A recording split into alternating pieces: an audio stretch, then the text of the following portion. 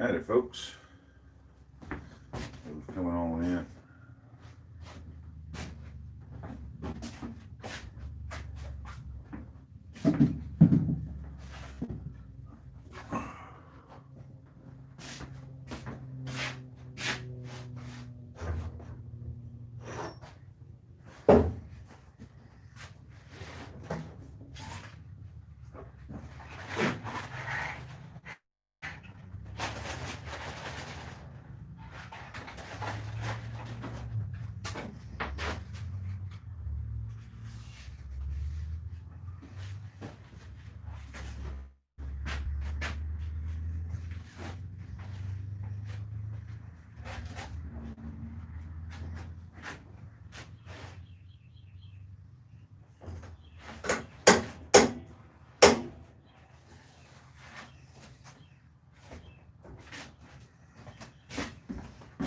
Hey. Oh, what's going on, Randy? Josh? I said pants and a long sleeve shirt, son. I don't have any long sleeve shirts. Well, you can get a thinner jacket. You don't have to wear that thicker one. This is I don't have big sleeve long shirts or pants. Jacket that I have in the house. Then go. My thin jackets are in Mom's car. See, that's why we tell you to take your stuff in the house. Well, Matt, you're going to have to put on pants, son. It's too chilly out here for shorts. What am I going to wear? I don't know what to tell you, son. If you're too hot in your jacket, take it off. If you get cold, put it on. I don't know what to tell you. Your other jacket's in your mom's car. Sorry about that, guys. Trying to get my kids sorted out. They're wanting to play outside, but one of them's got on shorts and a tank top, and the other one's got on pants and a thick coat. One's complaining about it being hot, the other's complaining about being cold.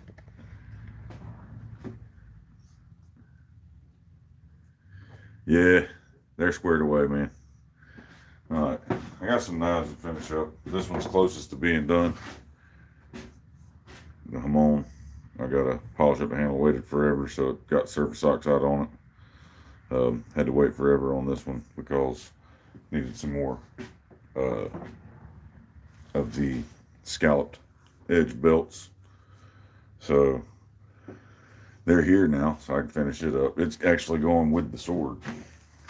I've got the sword up to 600 grit so far on one side. The other side I haven't even touched it. This side's up to 600. So it's getting there. It's under 3 pounds now. It's like 2 pounds, 12 ounces, all assembled. That's with the handle and everything. The sword's it's like 2 pounds, 12 ounces, all assembled. So I'm pretty happy about that. Pretty happy about that. And I'm sure it will get lighter as I hand sand it. It'll probably lose another ounce as I go up through the grits. Another ounce or two, maybe. But today, I've got to finish these up. I've got a set of the blue pine cones with the white G10 liners on them. Going on this one.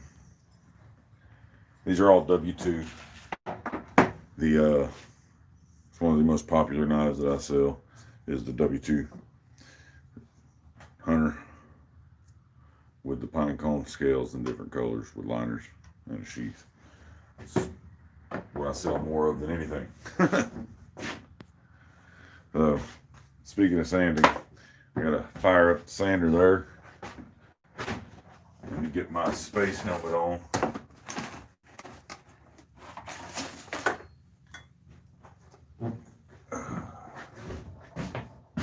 I need a haircut.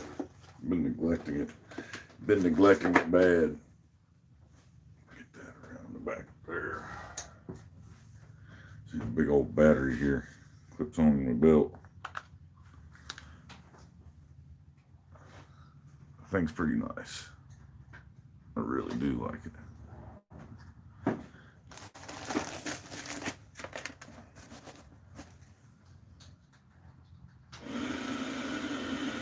Okay.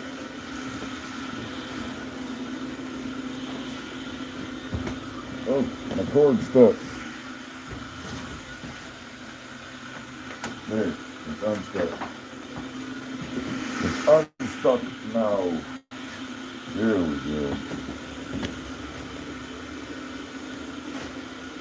Alright.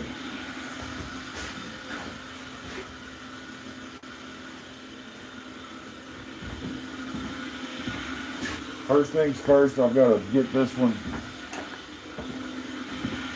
up to a decent grip. Get this pin out. King Vader.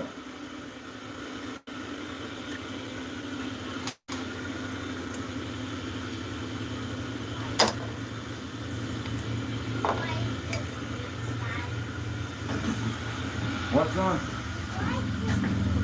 Okay, go for it, buddy. You're fine. Alright, we got the handle material off. I got a 120 on here. Spin it, make sure it's good.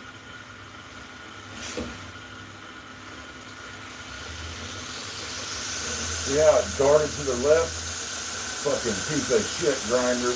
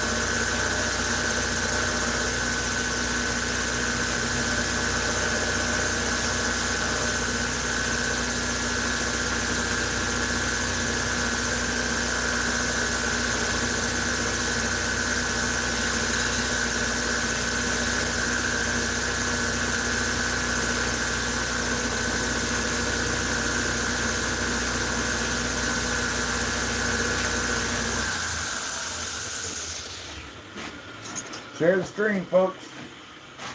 Please help me out. Share the stream. Would be much, much appreciated.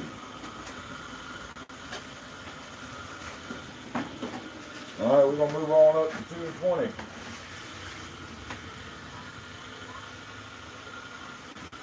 If you're in a blade making group, share it up.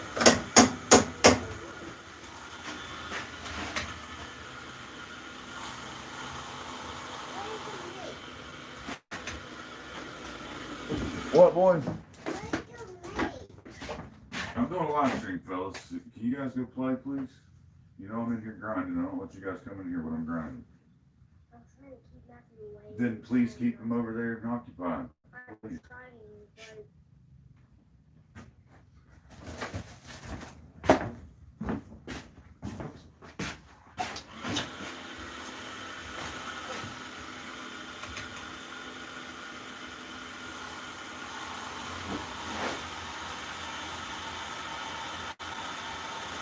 If I wasn't in here grinding, I'd let my boys come in, but I don't let them come in when I'm grinding. Safety and all. Trying to be a good parent. All right, we're gonna take it 220 now. I run it down slow on a 220 and up. That way you don't get much belt chatter. Because when you're doing all your higher grits on a belt grinder, if you go at a high speed, it'll pat, the seam, when it comes around, hit that platen between this and the platen, you'll get a lot of slap. It'll chatter. It'll leave chatter marks down your blade.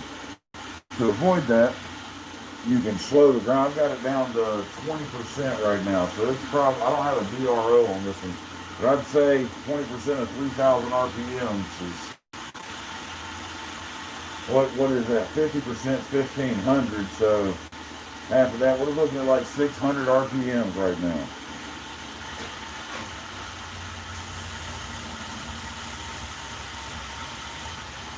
You can see the smooth, how smooth it is right here. There's no chatter.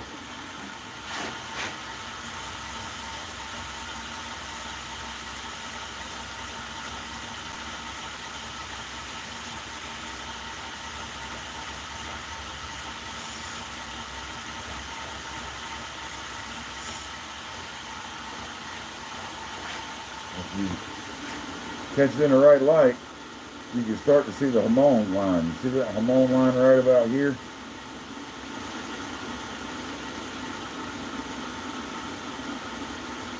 It's very faint. Now, I definitely will be etching this to bring that Hamon line out.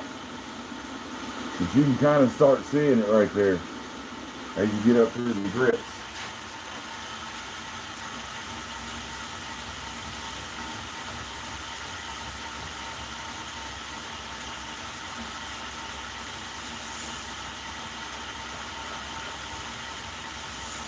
So if you get it up high enough grit to where you can see that Hamon without etching it, you're really going to see it when you etch it. Yes, I'm on the ISS grinding knives. No atmosphere out here, so I got to wear my space helmet.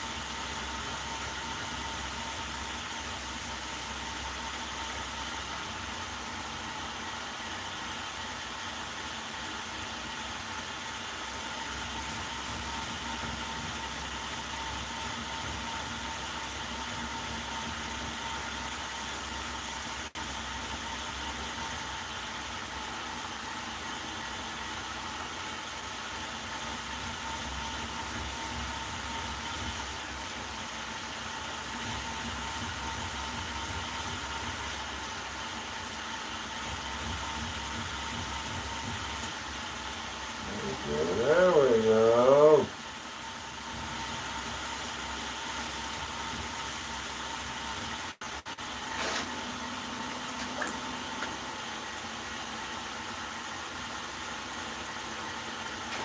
There we go. I got to bring that edge up just a hair more. You see the line there where I've got to bring that up there, just up here. Perfect.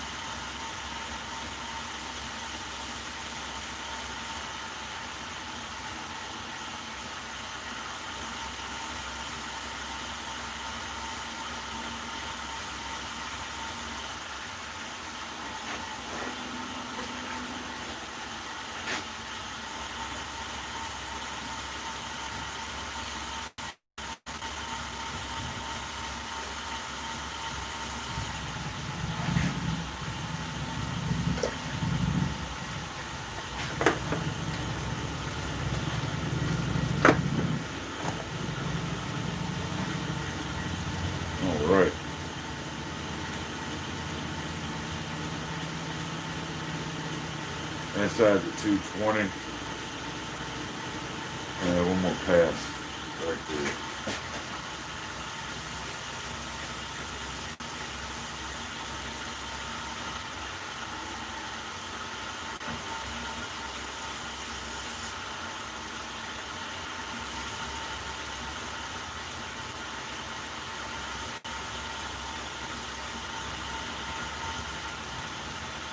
Oh, there we go.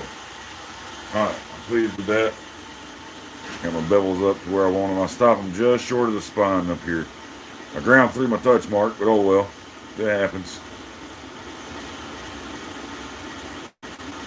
So now, this side. See the difference?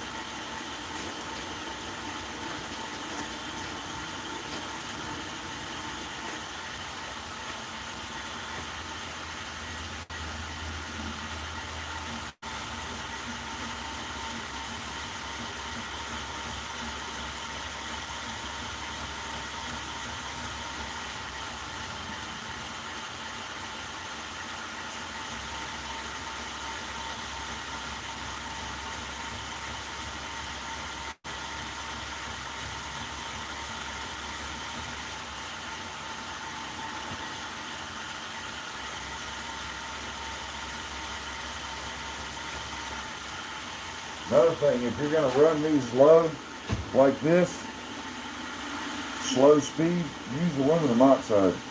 I use ceramic for a lot of my stuff, but when I'm running these higher grits, the slow speed, I use aluminum oxide because the ceramic at slow speed will actually just break off the belt. This is W2. You need something with a higher manganese content than 5160 to get them on. You need to use something like 1095 or 1075 or something like that.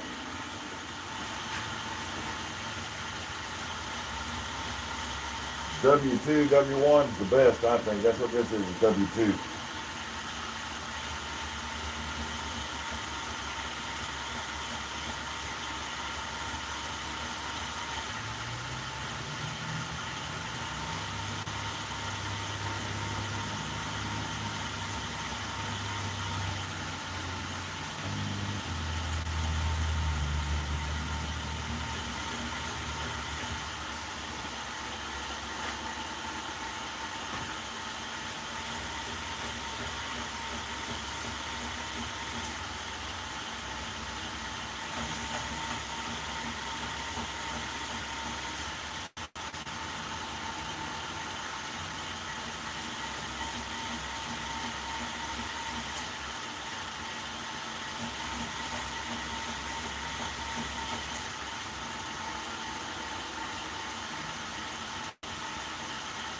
What the hell, mate?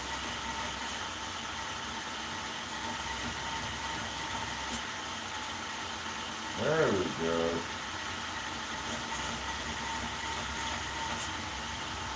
Now we're talking.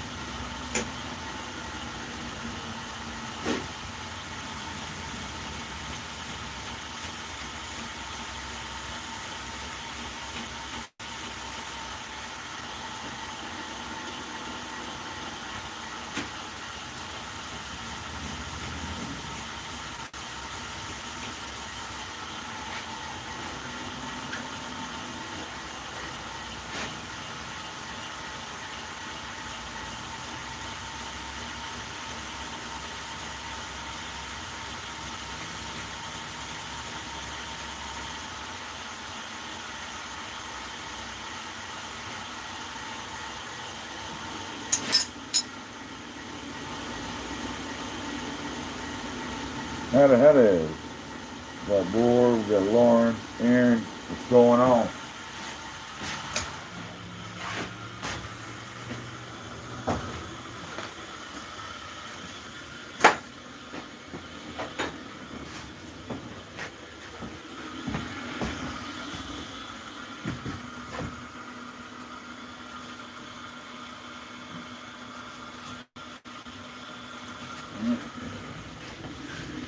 $400 grit.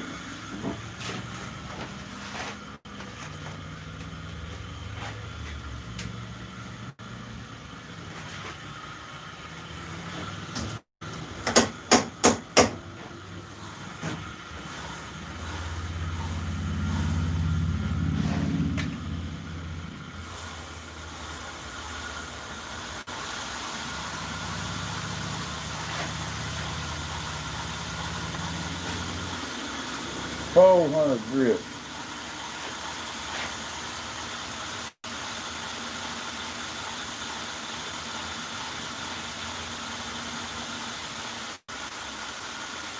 I'm gonna really start showing up at 400. Well, I say that, yeah, there you go. I can see it really well, plain as day.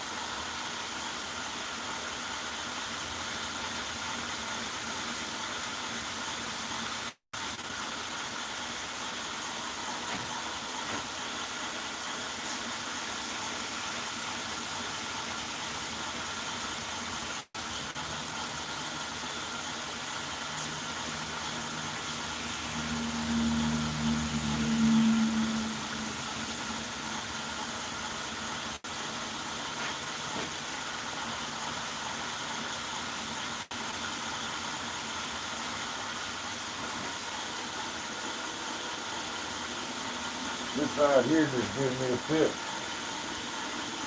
It's looking streaky. I like the streaks in it.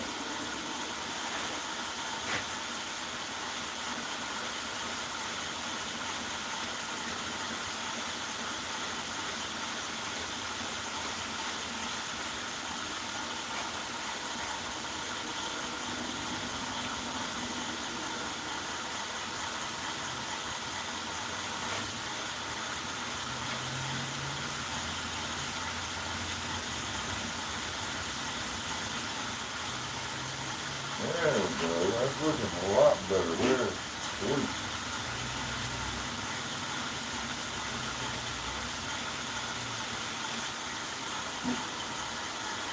All right. There's 400. They gotta go 800. Figure on up there, Captain.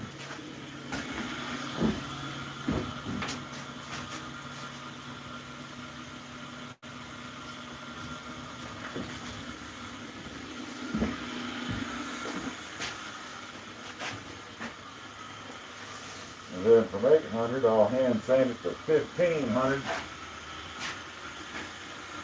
Yeah, buddy.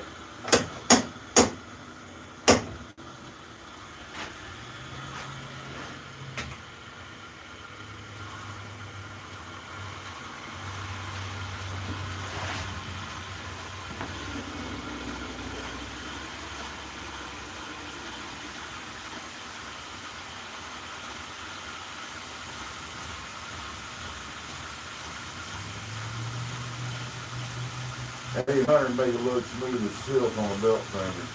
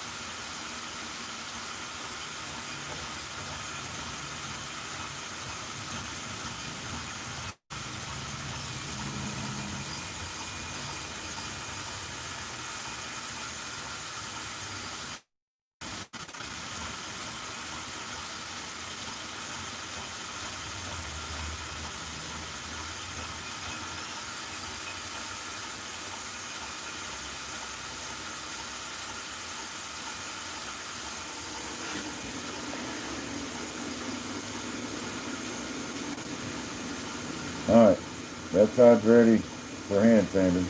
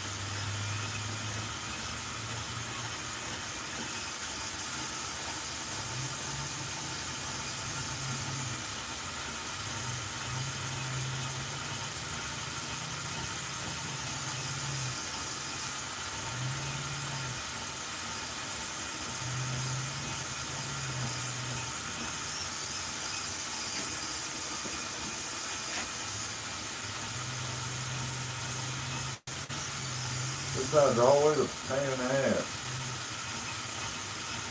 I don't know why it's a full flat, so it's not like I'm screwing the bevel up. It gets streaky. You get these weird ass streaks coming down it. And I don't like it. I don't.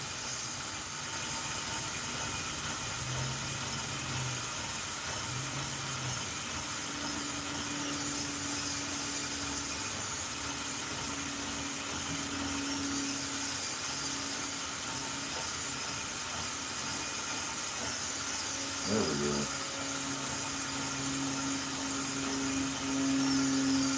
There we go.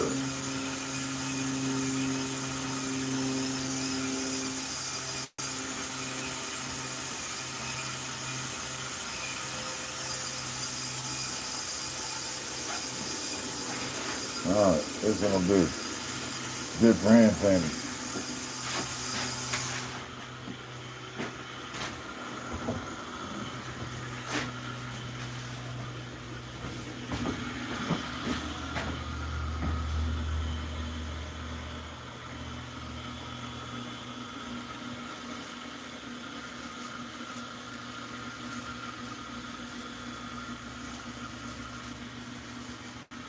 Untangle you bastard. Oh, damn, come untangle you motherfucker.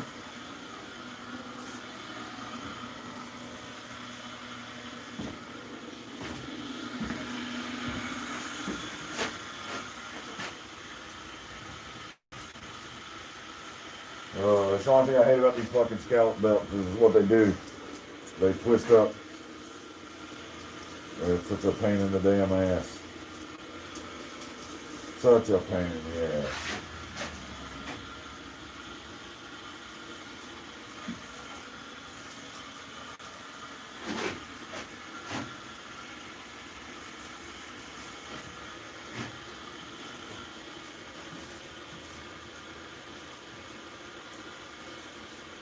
Somebody can figure out how to design something that stops these shit from doing this, and be a rich man.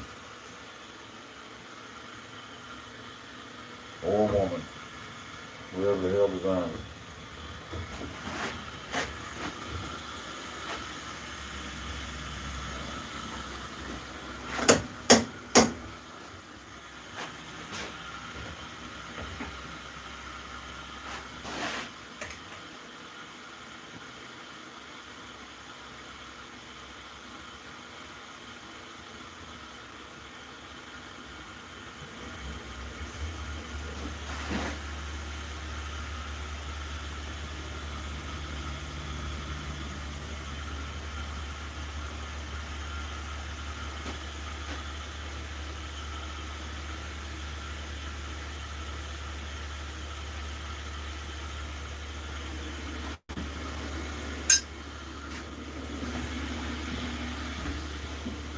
This one, I gotta use that scallop belt for the handle.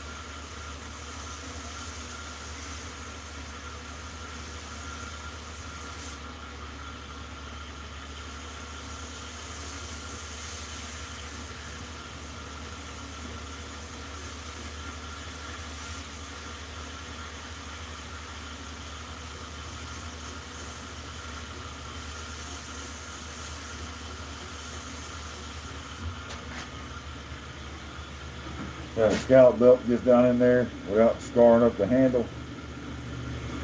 Polishes it up.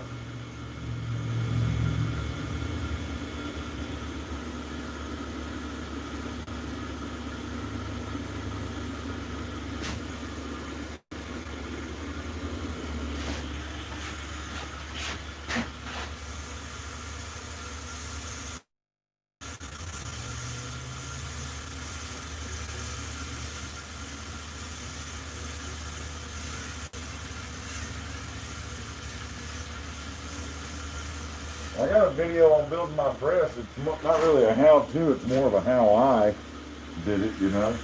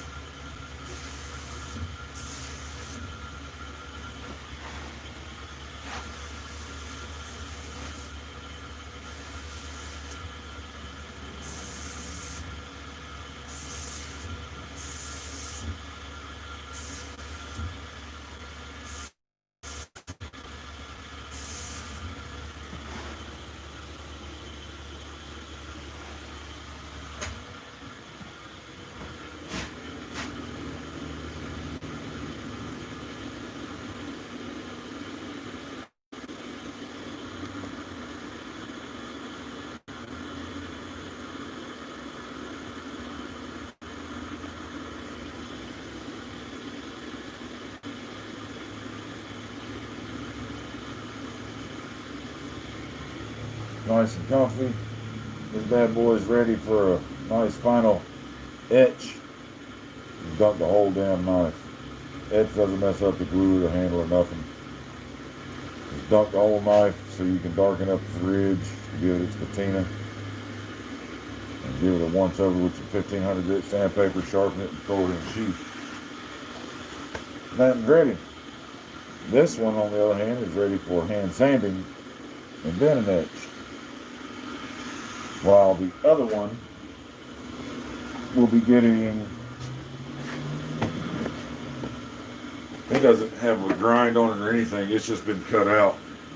I don't forge these knives here. I actually just cut out a W2 flat bar.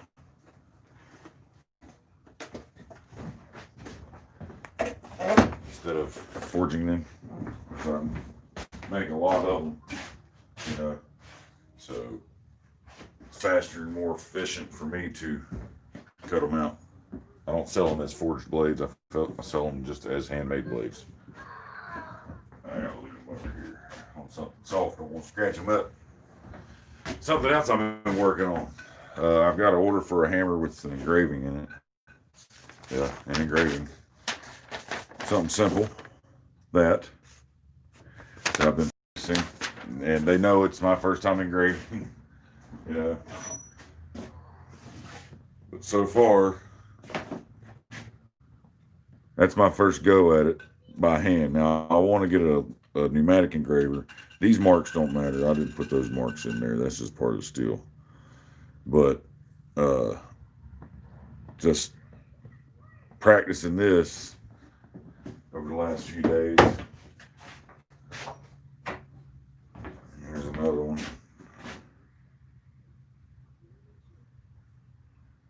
That's just going to go right in the cheek of a rounding hammer.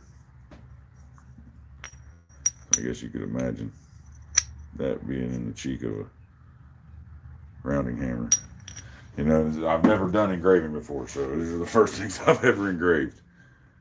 So, the engraving is not the hard part, it's the tooling. Getting the right engravers for the job, which I've made several different ones over the last few days for different things. And it's, for one, it's getting the right angles on the tips of your engravers. It's 2 heat treat.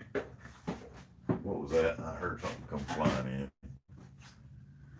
2 is the heat treat, too soft, and they will deform like that one has. I don't know if you can tell. See, the tip's kind of blunted. Now that's after an hour or 2 of use it got it blunted, so that still means it's pretty damn hard, but it's not quite hard enough.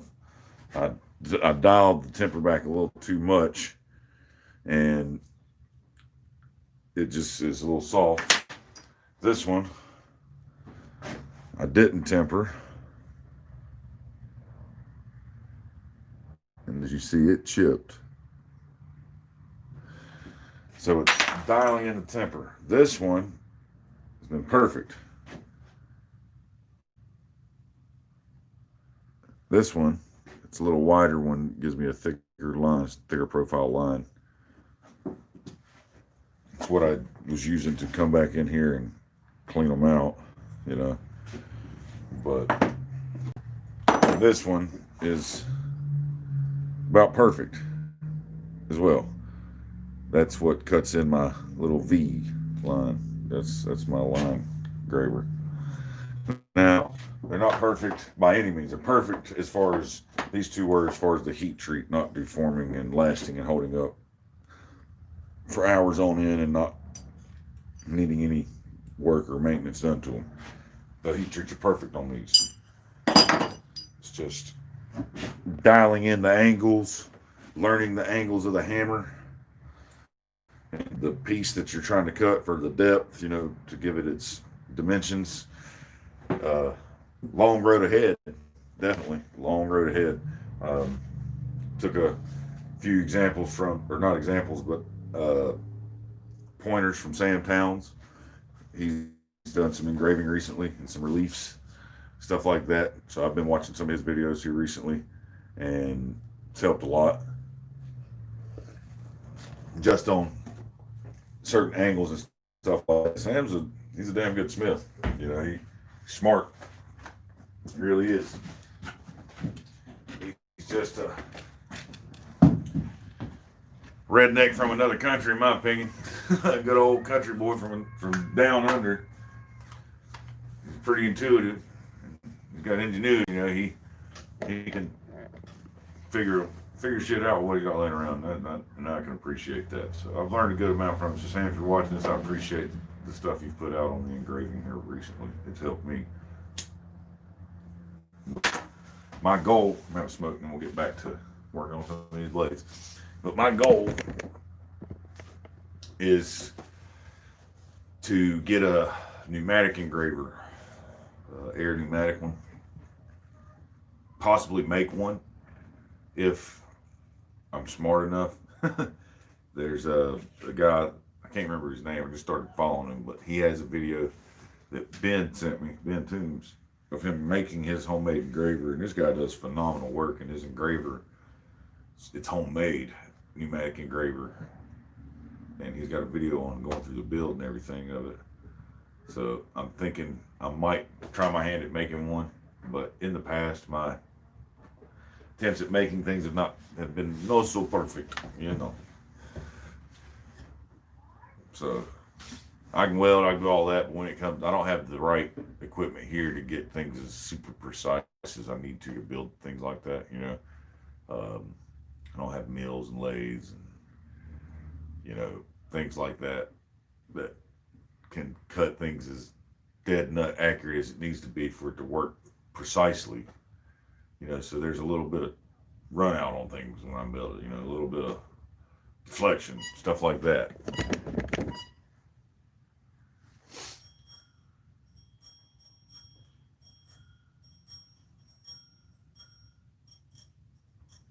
Yeah, sometimes it's smarter to buy. That's why I bought the power hammer. After building my press, I learned a lesson there. Something like that, don't leave it to chance. Get it built by someone who knows what they're doing. That's what I did. Bought my power hammer. Probably will buy a press eventually. The only exception I have to that is my grinder that I built. I actually like it, tracked better than this grinder back here that I bought for $3,000, and it pisses me off, so I got rid of that grinder. I'd give it back in a heartbeat. I'd fucking trade them. I just not happy with my grinder, guys. I'm really not happy with this fucking thing. Mm-mm. Next time I will not buy a little no-name shop grinder. It will be a Vader, or it'll be a KMG or Vashti or something like that. You know, it's going to be a grinder that everybody knows and everybody can offer their feedback on.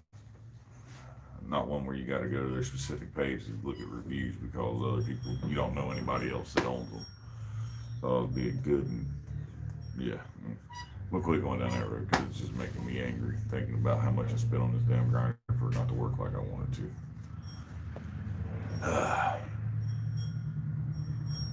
So what's everybody else been working on?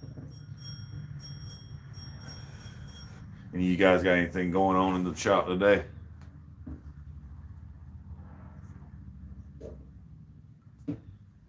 No? None of you? Not a damn one of you, huh? I hear you. Taking the day off. Sunday fun day, huh? No work for y'all? Well, there's definitely work for me.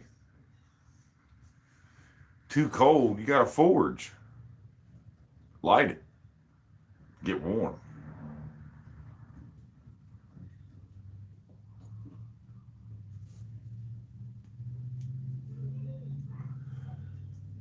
I got a set of punches to, oh, there's a blizzard going on. Okay, you get a pass. You get a reprieve then. I got a set of punches over here I'm going to hit up next.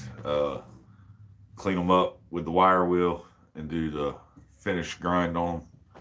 Get those ready to ship out tomorrow, along with another slitting chisel. I got some hammers to get finished up.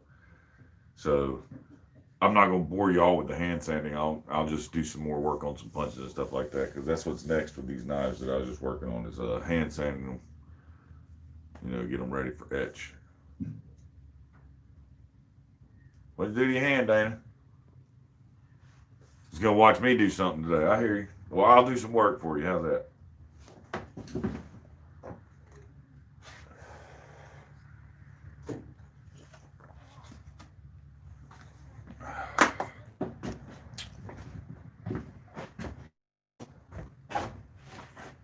I got these super cool vice inserts that I want to try out.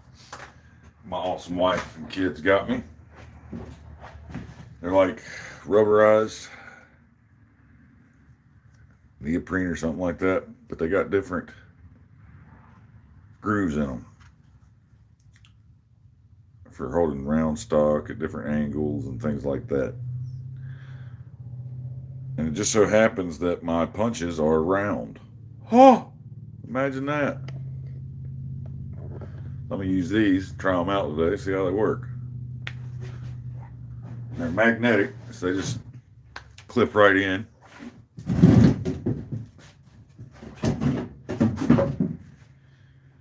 And folded hatchets are a pain in the ass to get right, man, because they inherently have a flaw in them already. Because when you fold that seam around and you weld it there and you leave it open back here, it's called a faggot weld, is what it's called, where you just lap two things together and weld them. Boom. There's no scarfing or anything like that because you want to leave the end open so you can put a bit in. And inherently, they split when you drift them, when you drive a drift through this part of the eye, because that weld, you're basically separating that seam as you drift it open. They inherently have a flaw in them, so the welds 9 times out of 10 will take until you start drifting, and you just start pulling that seam apart. And that's just one of the inherent flaws of folded eye axes, you know. So to me, I use those more for throwing axes, things like that, because you're not putting a lot of force on the eye when you're throwing an axe. Because think about it, when you're chopping wood, you got a good hold on the handle. Pretend this is an axe handle. And when you hit wham, you're putting all that force up that handle through that head, right? When you throw it, you're not holding on to that handle. So it's just using this momentum and it's hitting. There's no extra force from your arm driving it into the wood. So I tend to think, it's my opinion, that those type of axes are better for throwing axes because they inherently have that split in the eye, whereas if you folded an axe and used it for chopping wood, you come down and you chop, you could split that seam wide open, you know, and pretty much force that handle right through the seam. That's just how I've always viewed it. Yeah, let's check these jaws out. See how they hold these punches. I put them in there. Oh, it's like they're made perfect for it. Look at that.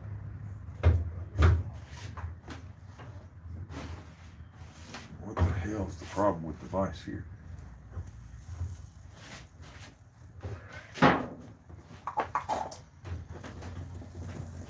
Ooh.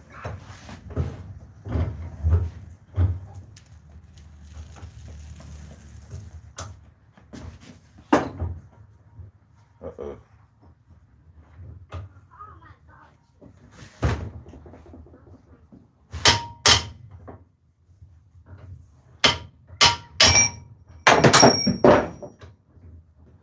What happened to my vise, guys? It just hung up, and I think it's time to take it apart and clean it. It didn't want to unscrew. I think it's time for some oil in there. What do you got funny? Where's the old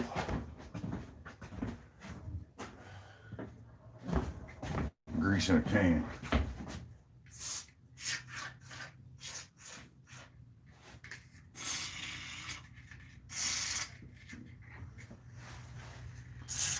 I think that's going to be a project this coming week, is disassemble the vise and get it cleaned up, because this thing's too damn nice and expensive and big for me to chance something happening to it, and it won't mess it up. It needs to be cleaned. Take it apart, clean the screw up.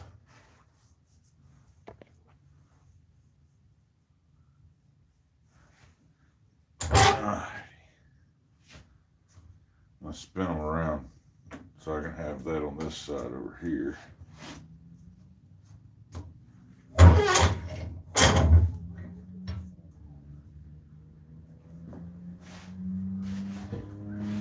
That's awesome. I mean, that holds it. That's awesome. I'm really, really, really pleased with that. Haven't even put a tool to it yet, but I can already tell you it holds better than not having them in there. I'm relying on pressure to hold it. Yeah, that's gonna work good. I like that.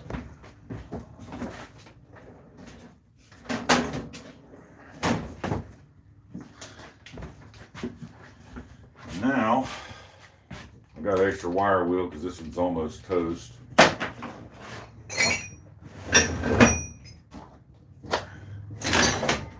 Where's the fillet? This thing down. There we go. Why are you climbing on the side of my truck for, boy? Huh? Don't hang on here or nothing, all right?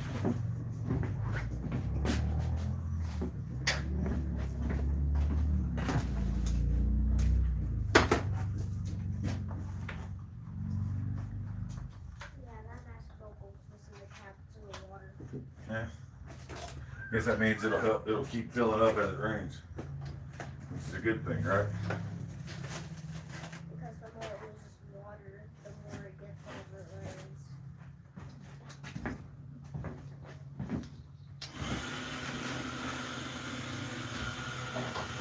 All right. First thing I do, I take the wire wheel to it to get all that steel and oxidation off of there.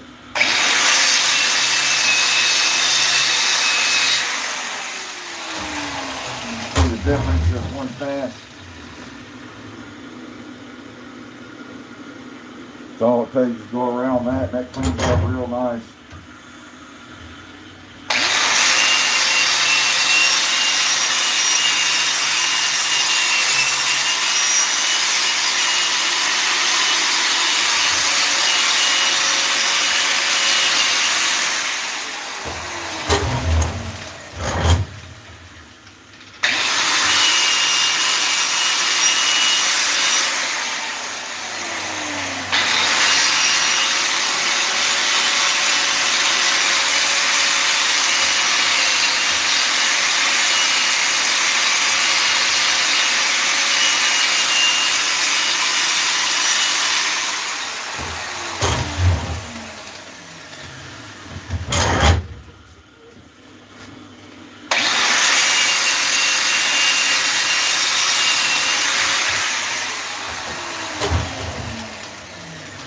At the bottom. The boys don't come in here, this thing shoots off these wires and they'll stick in you. That's why I got a mask on, alright? Now we just flip it upside down. Put it in there.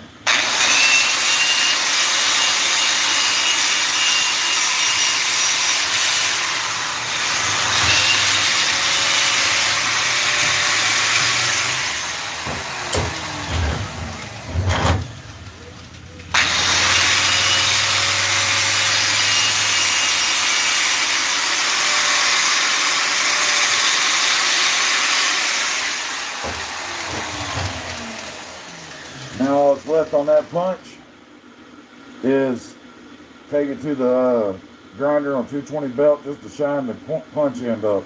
I'll leave the rest of this satin finish, this matte finish, and then that right there is all that gets sharpened and shined up. You what, son? Huh?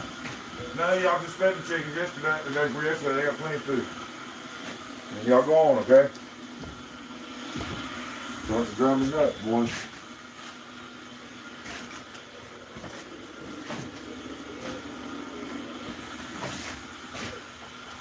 Donut, what's up, bro?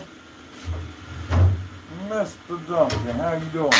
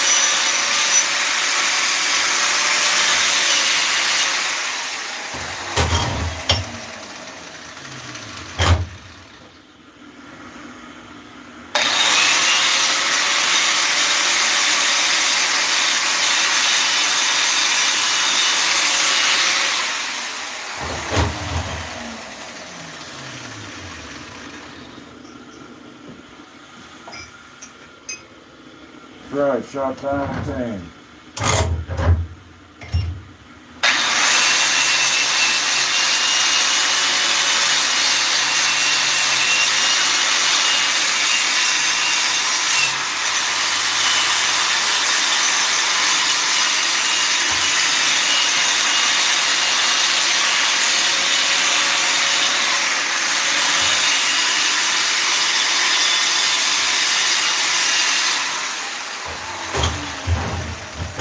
Yeah, I love these damn bison, these bison shirts.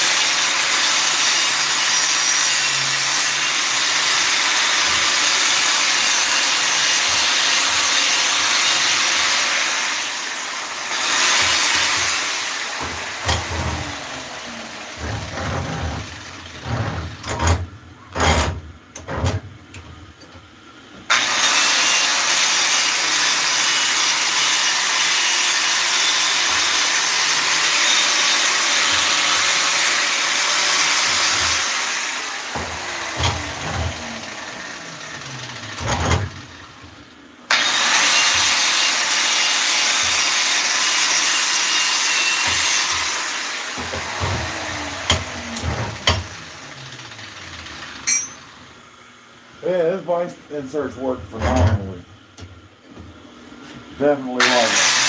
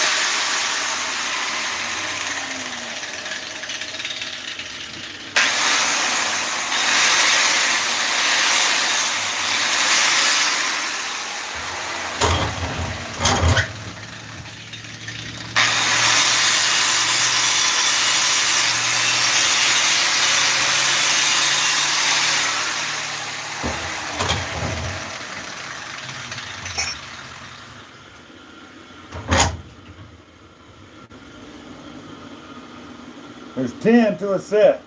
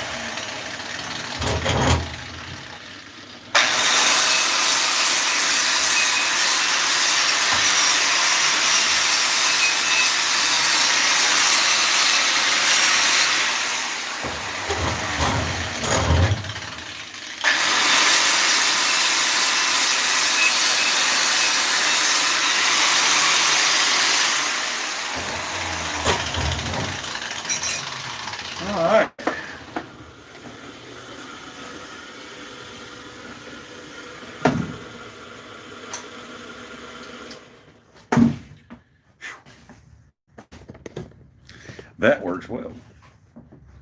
I was asking about how many punches come in a set.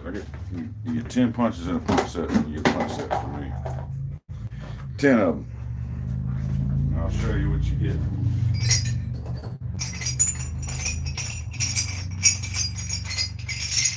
Package weighs about 8-10 pounds. Alright. First you get a slit and chisel. Nice thin, long slitting chisel. You get a slot punch and drift combo piece. Punches the slot and we'll drift it around. Square punch. 3/8 square punch. Ball punch. Center punch.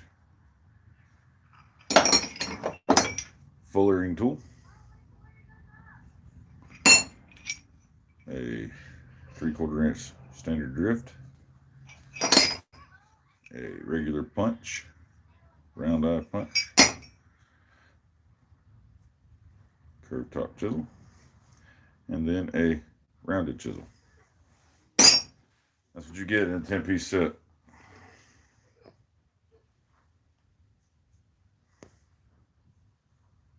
Yeah, those jaw inserts are working great. Yeah, Dana got one of them. One of the punch sets.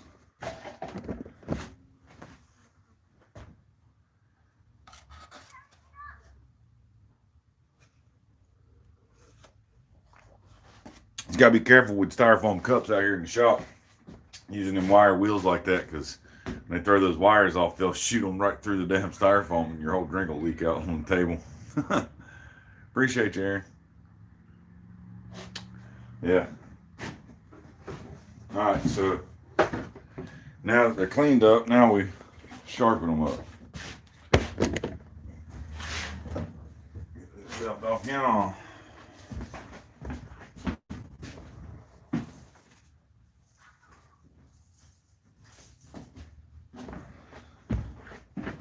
Slap the 120 back on here. Sharpen.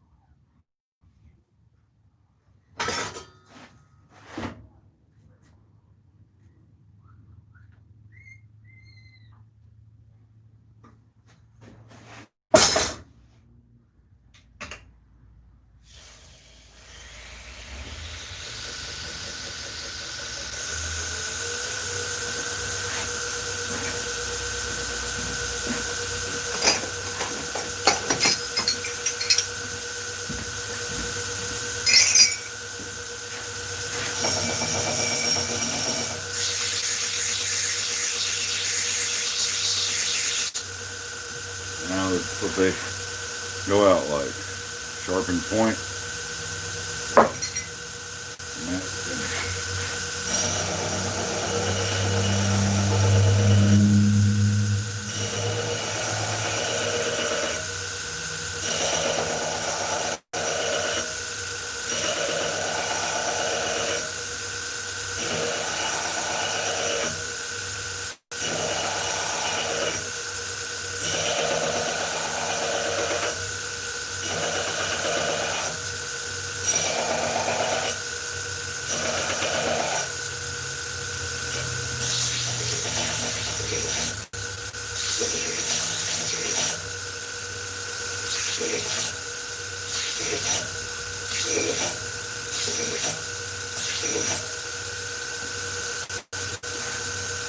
Sharpen up, chisel up.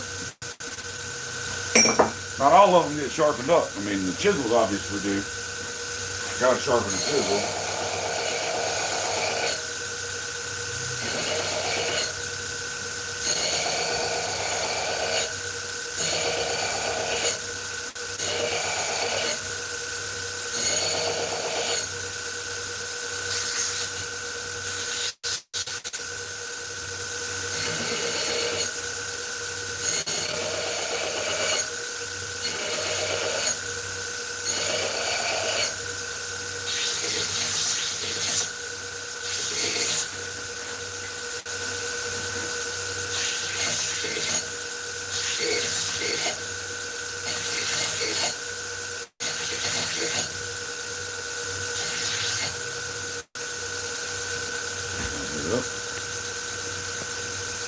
See, Aaron?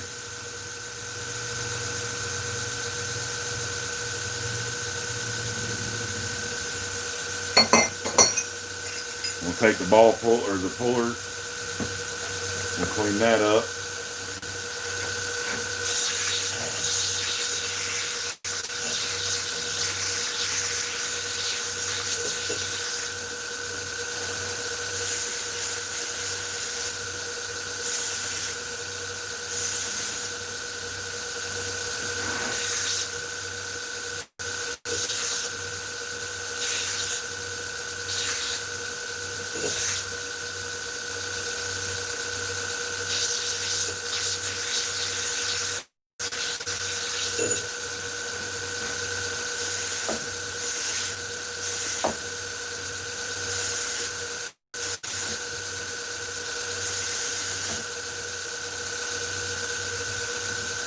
And then the puller up.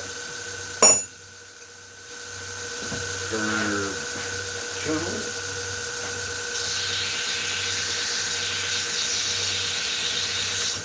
These are always fun to sharpen.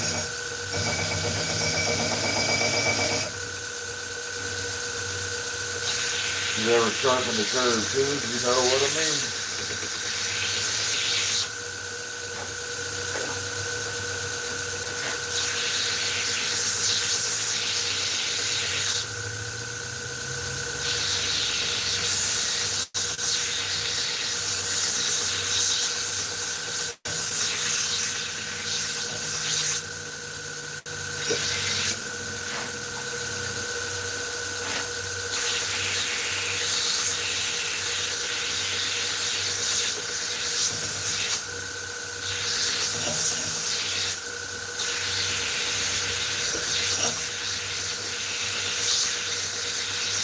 It's only a single bevel chisel. It's made more for sculpting and cutting.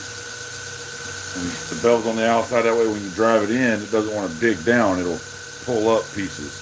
I mean, you could also use it to do some curved lines and stuff like that, obviously.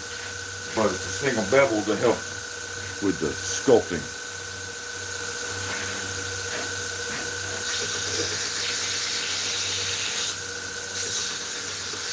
I find they come in handy often when I'm doing animal heads and stuff like that.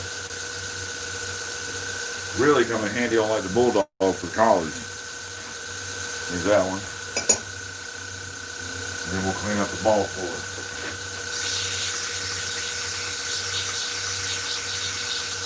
And really we're only cleaning it up for looks.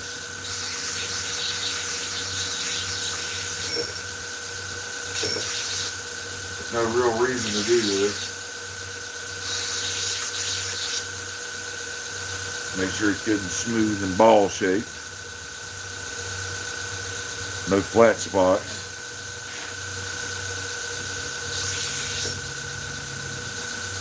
There we go. That way they can make a nice divot. Useful tool for making rivet headers and stuff like that. And of course we've got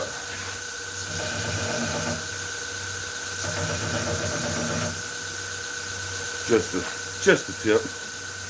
Just the tip.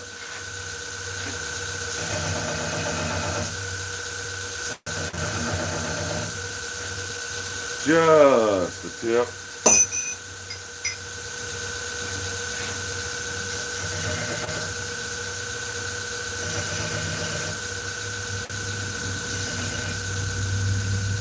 And just the tip. And that tip is finito. So you see we got them all cleaned up, ready to go to the customer. I'll oil them and package them up this evening and send them on their way. They should, they're all made out of 3/4 inch 4140. That's what all my punches are made out of. And hold up pretty good as long as you maintain them. You don't overheat them. Use them properly, like you should, you know.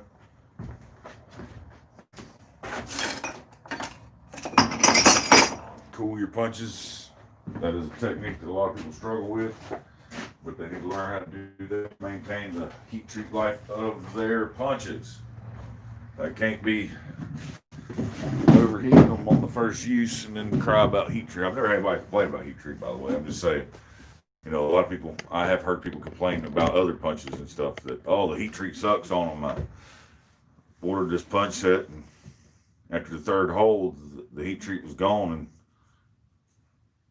they deformed and they're useless to me now. Well, it's perfect for the 2 holes. Tells me you overheated the punch. It's not really a biohazard symbol. Boy, I think you're way behind, brother. I think you're a good half hour behind us. All right, well, I've been here for an hour and a half boring you guys to death, so I ain't gonna bore you guys to death any longer. I got some boring ass hand sanding coming up, so it's time to get to it. Appreciate everybody for hanging out, and we'll catch y'all on the next one.